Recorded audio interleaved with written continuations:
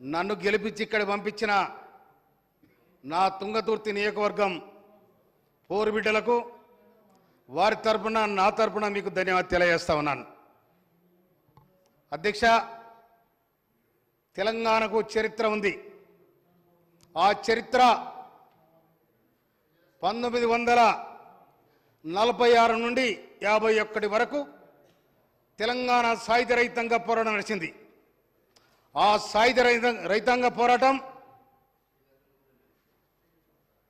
దేశ రాష్ట్ర విముక్తి కోసం, పీడిత ప్రజల విముక్తి కోసం, నిమ్న జాతుల విముక్తి కోసం, భూమి కోసం, ముక్తి కోసం సాయుధ రైతాంగ పోరాటాన్ని ఎంచుకొని రజాకార్లను, దోపిడీదారులను తరిమి కొట్టి సెప్టెంబర్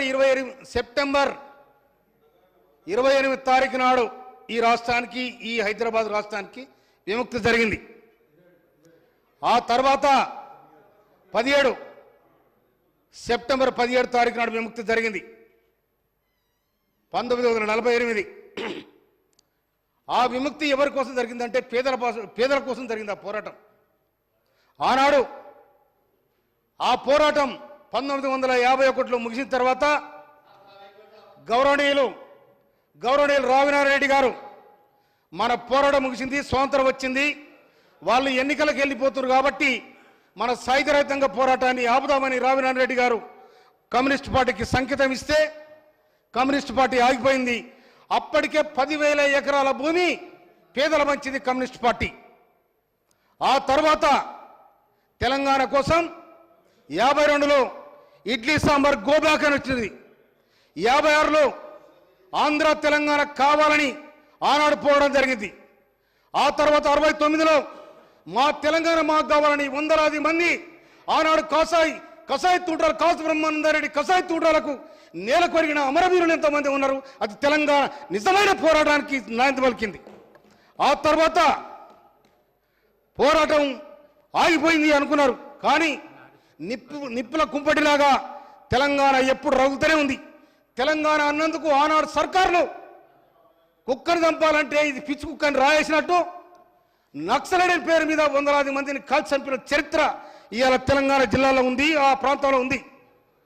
ఆనాడి పోరాటం, ఆ వ్యవస్థ ఇంకా సమలంగా రావాల తెలంగాణ ఎప్పుడు ఏర్పడుతుందని నీళ్లు నిధులు నియామకాలని ఈ విధమైన పోరాటాలు జరిగినాయి. 96లో కానీ 97లో కానీ 97లో తెలంగాణ అన్నందుకే గద్దర్ మీద కాల్పులు జరిగినాయి.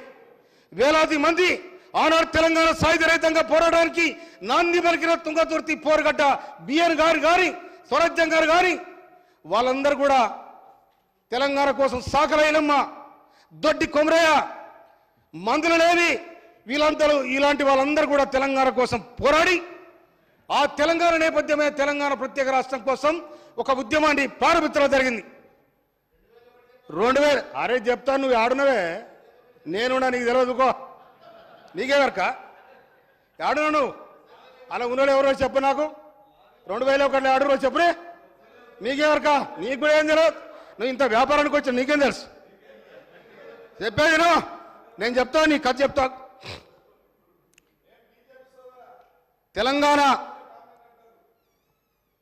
తెలంగాణలో అతివృష్టి అనావృష్టితో తల్లాడుతున్న రైతాంగం కోసం ఆనాడు రైతాంగం తిరుగుబాటు క్రమంలో కేసీఆర్ గారు మేధావులందరూ కలిసి తెలంగాణ పెడితే బాగుండు, తెలంగాణ విముక్తి జరిగితే బాగుండు అని కూడా ఒక సమావేశం జరిగింది. నేను ఆ సమావేశంలో కూడా ఉన్నా. కానీ ఆనాడు అనుకున్న సిద్ధాంతం, ఆనాడు అనుకున్న ఆశయాలు కానీ అన్నీ మట్టిలో కలిసిపోయినాయి.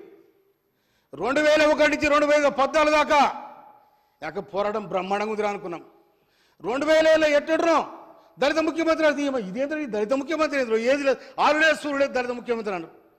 నేను అప్పటికి నమ్మలే, ఎందుకంటే 2001 నుంచి ఉన్నాళ్ళ అప్పటికి నమ్మలే, ఇదేదో గోలు కొట్టిర్రా అనుకున్నా నేను. కానీ 3 ఎకరాల భూమి ముఖ్యమంత్రి, ఇవాళ నేను చెప్తున్నా అక్కడున్న ఎమ్మెల్యేలు ఓడిపోయినోళ్ళు కానీ గెలిచాడు కూర్చున్నోళ్ళు కానీ 2014లో ప్రభుత్వం ఏర్పడిన తర్వాత ప్రభుత్వంలో మీరున్న నాడు ఎన్ని ఎకరాల భూమి ఉంది, ఇవాళ ఎన్ని ఎకరాల భూమి ఉంది మీకు. తెలంగాణ ప్రజానికాన్ని నిట్టనిలో దోచుకున్నారు. తెలంగాణ ప్రభుత్వం ఏర్పడిన తర్వాత ఆనాడు కాశీరాజు ఏమైతే ఉన్నాడో నిజానికి ప్రతి నియోజకవర్గానికి ఒక కాశీరాజు తయారైంది. మాట్లాడితే జైలు, మాట్లాడితే కేసులు. ఈ విధమైన నిజమైన తెలంగాణ ఉద్యమకారులను గెంటి వేస్తే దానికి నిదర్శనమే మీరు నన్ను గెంటి వేయలే. నేనే పీకి అవతల పడేసి నిటారుగా నిలబడితే కాంగ్రెస్ పార్టీ గడిచింది. నేను డెమోడి నిలబడతా ఉన్నా. అది కాంగ్రెస్ పార్టీకి పేదల పైన ఉన్న వ్యవస్థ అది. అందుకోసం మిత్రులారా, ఇవాళ నేను తుంగతుర్తి నియోజకవర్గానికి ఎమ్మెల్యేగా అయినా ఇవాళ నేను మాట్లాడే సబ్జెక్టు సామాజిక న్యాయం. దీని మీద ప్రజాస్వామ్యం. కానీ మిత్రులారా, ఏం జరిగింది ఇక్కడ? ప్రభుత్వం ఏం చేయాలన్నది ఇవాళ ఏ సర్కారు వచ్చినా కూడా ఏమనుకుంటుంది? పేద ప్రజలు ఏమనుకుంటారు? అరే కొత్త సర్కారు వచ్చింది, మాకు ఇల్లు కట్టిస్తారు, మమ్మల్ని ఆదుకుంటారు అనుకుంటారు. మీరు కట్టించింది ఏంటిది? బొందలగడ్డ, శ్మశాన వాటిక, వైకుంఠ ధామాలు. మీరు కట్టించింది అది పేదలకు. ఇవాళ పోతే గయ్య దర్శనం ఇస్తున్నాయి మీకు. కానీ మీ ప్రభుత్వం ఆయల్ల ముఖ్యమంత్రి అయినాడు నేను అనుకున్నా ఇది ప్రజాస్వామ్యం వర్ధిల్లుద్ది, వేలాది మంది అమరవీరుల త్యాగపరం తెలంగాణ వచ్చింది, ఈ తెలంగాణలో అందరూ కూడా సుఖశాంతులతో ఉంటారు అనుకున్నా నేను. కానీ ఎప్పుడైతే గోల్కొండ కోటలో జాతీయ జెండా ఎగిరేసిండో ఆనాడు ఆయన మనసు మారింది అనుకున్నా నేను. గోల్కొండ కోటకు తెలంగాణ సాయుధ రహితంగా పోరాడడానికి సంబంధం ఉంది. అక్కడ ఎవరైతే పేదలను పీడించబడిరో వాళ్లకు నిటారుగా గోల్కొండ కోట కింద నీ గోరిగడతం కొడుకో అని సంకేతం పంపిన ఉద్యమకారుల చరిత్ర ఇలా గోల్కొండ కోట మీద. కానీ మీరు పోయి గోల్కొండ కోటలో జెండా ఎగిరేసింది అంటే మీ మనసులో ఉన్న మాట ఇక్కడ ఉండే వాళ్ళంతా బానిసలు, ఆ బానిసలు నేను రాజును, నేను వెళ్తా కనుక నాకు ఎదురేదండి విర్రబీగినరు. కానీ కేసీఆర్ గారు 70,000 పుస్తకాలు చదివాడు. ఆ పుస్తకాలు చదివిన సంగతి జయశ్రెడ్డి గారికి ఎరక. 80,000 10 అటు ఇటు తీరాదే. అయితే 80,000 పుస్తకాలు చదివిన సంగతి జయశ్రెడ్డి గారికి ఎరక. కానీ కేసీఆర్ గారు తన పుస్తకం చదువుకోలే. తను చదువుకోక 2023 నవంబర్ 30 తారీఖు నాడు, డిసెంబర్ 3 తారీఖు నాడు కథం అయిపోయింది. అక్కడ కూర్చుని గోవిందమగనం అయిపోయింది.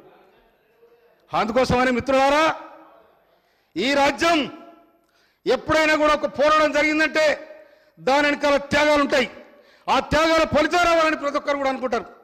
కానీ ఇక్కడ పేద ప్రజానికానికి ఉరకమంటే ఉరికినోళ్లకు, కొట్లాడమంటే కొట్లాడేళ్లకు, రాలేమంటే రాలేసిన వాళ్ళకు, నవ్వమంటే నవ్వినోళ్లకు, ఏడమంటే ఏడ్చినోళ్లకు ఎక్కడ ఫలితం దక్కలేదు, కొంతమందికి దక్కింది. ఇలా మీ ఆస్తులని మీ పాస్తులని ఏడకొచ్చినాయి. చెప్పులు సరిగా లేని వాళ్ళు ఇలా కోట్లాధిపతులు అయినారు. ఎట్లా అయినా ఎవరి కోసం వచ్చింది తెలంగాణ?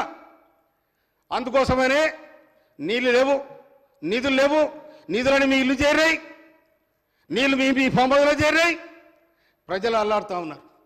ఎవరు సమాధానం చెప్తారు దీనికి? అందుకోసం మిత్రులారా, ఎప్పుడైతే ఇక పార్టీ ఇంకో మాట, అది బీఆర్ఎస్ఆ టీఆర్ఎస్ఆ?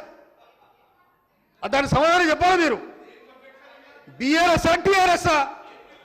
ఎప్పుడైతే ఉద్యమ పార్టీగా మీరు బీఆర్ఎస్ని పెట్టుకున్నారో బొందలు పడిపోతుంది అప్పుడు అనుకున్నా. కనుక అది చరిత్ర చెప్తున్న సత్యం. ఇంకొక మాట, నేను సీనియర్ నాయకుని అక్కడ, కానీ నేను అక్కడ ముఖ్యమంత్రిని కలవడానికి 2 సంవత్సరాలు పట్టింది. ఎప్పుడైతే బీఆర్ఎస్ పెట్టిన మహారాష్ట్ర నుంచి వార్డు మెంబర్ వస్తే వాడిని కూర్చొని పెట్టుకోడు, వార్డు మెంబర్ వస్తే కూర్చొని పెట్టుకొని వానికి ఆలాయి తీసుకొని అడ్డు చేసి, కానీ 2001 నుంచి నీ ఎంట ఉన్న వాళ్ళకు అగౌరవపరిచిండ్రు, అన్యాయం చేసిండ్రు. అందుకోసం మిత్రులారా, ఈ అనుభవం తప్పకుండా మీకుంటుందని కూడా మనం చేస్తున్నాను. నేను సామాజిక న్యాయం నీకు డాక్టర్ సాబ్ నీకు ఏమరకు చెప్పు.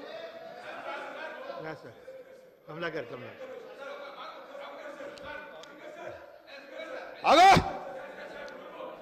జరా ఇవాళ తుంగతుర్తి నియోజకవర్గం తుంగతుర్తి నియోజకవర్గ పోరాటాలకు వర్ధిల్లగడ్డ మీకు ఎవరికైనా మీ ఎవరో తెలంగాణ మీకు ఎక్కడ మీ పోరాట చరిత్ర మీకు ఎక్కడిది పోరాట చరిత్ర మీకు ఎక్కడిది మీకు పోరాడగా మీ పొలబడి అని వేసుకొచ్చారు మీరు ఎక్కడదా మిత్రులారా అధ్యక్ష నా తుంగతుర్తి నియోజకవర్గానికి సంబంధించి నేను అప్పీల్ చేస్తా ఉన్నా నా తుంగతుర్తి నియోజకవర్గంలో ఒక ఇండస్ట్రియల్ పార్క్ పెట్టాలని అప్పీల్ చేస్తా ఉన్నా నేను తుంగతుర్తి నియోజకవర్గంలో ఒక ఇండస్ట్రియల్ కారిడార్ పెట్టాలని అప్పీల్ చేస్తా ఉన్నా నేను తుంగతుర్తి నియోజకవర్గంలో ఉండబడిన రుద్రమ చెరువును తుంగతుర్తి నియోజకవర్గంలో ఉండబడిన రుద్రమ చెరువును రిజర్వాయర్ చేయాలని విజ్ఞప్తి చేస్తా ఉన్నా తుంగతుర్తి నియోజకవర్గంలో ఉండబడిన ఇవాళ చెన్నూరు రిజర్వాయర్ నుంచి ఎప్పుడైతే 8 గ్రామాలు ఉంటాయి ఆ గ్రామాలకు చెన్నూరు వాటర్ తెచ్చి ఇరిగేషన్ డెవలప్ చేయడానికి సాయం చేయాలని చెప్తున్నా నేను